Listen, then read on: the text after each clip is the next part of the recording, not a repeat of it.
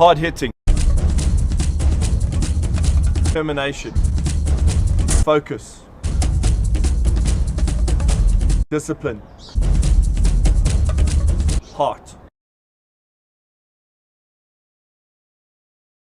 Mixed martial arts, also known as cage fighting, has become one of the most televised sports in South Africa. It is so popular that EFC Africa, which is the holding company that owns the rights within this country, is now broadcast to 107 countries. So is this sport as savage-like and barbaric as some people say? Or is there more to it than meets the eye?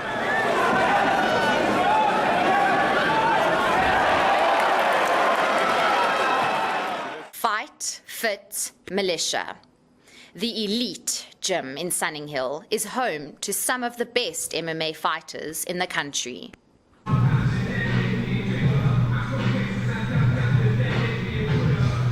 People assume that MMA fighters or cage fighters are thugs, but nothing like that. A lot of very successful athletes are, in fact, guys that started working like myself. I was a production manager and then turned into MMA fighter. We don't go around beating up people. We enjoy the sport, we love the sport, and we love representing the sport. The guys that are out there that are thugs are guys that go to training for one session and think they actually MMA fighters, which they aren't. We decided to head to Carnival City in the East Rand to watch the EFC, to see for ourselves what all the hype is about.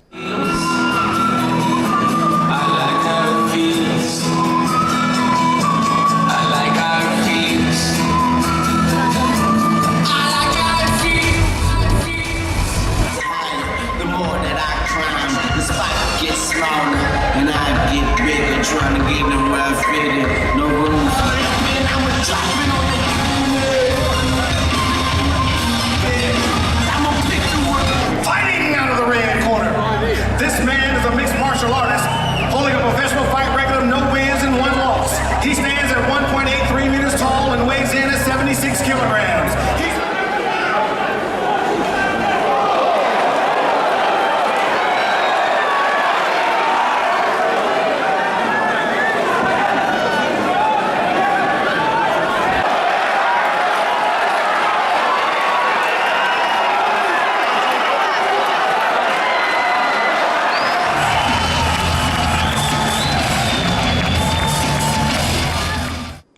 Over in Parktown, we interviewed one of the fighters of the night, who teaches life skills at Parktown Boys High, to find out a little bit more about the history of MMA.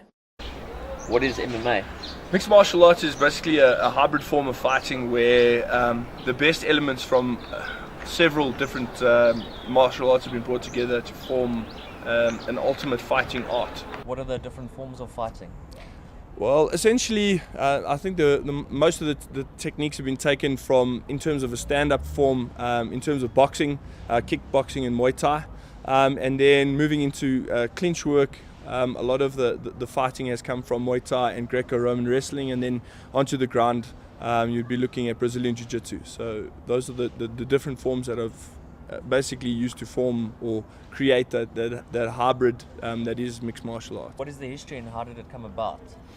Well, pancrase has been fought in the Olympics hundreds of years ago as an Olympic sport, but the commercial, or what we understand as the commercial form of mixed martial arts now was pioneered in America by the UFC, who basically wanted to start a last man standing type of competition where fighters were invited from all different styles in order to compete for money. I think MMA is the best form of martial arts you can get because it combines every martial art out there. So if you want a sport that you learn every discipline, MMA is a sport to do.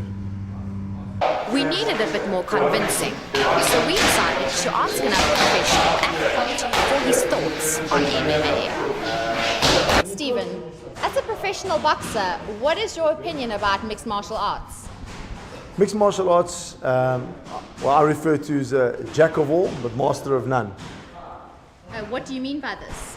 There are lots of different aspects in mixed martial arts. You know, you need to be able to do a lot of different styles, a lot of different things, from boxing to judo, to wrestling, to grappling, to Muay Thai.